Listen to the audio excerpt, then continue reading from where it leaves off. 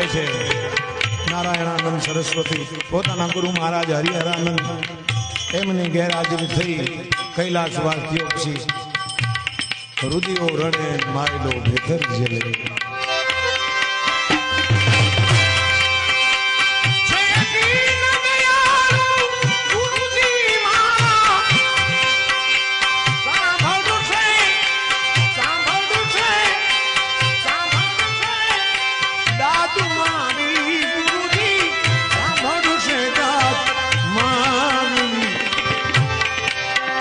કારણ શું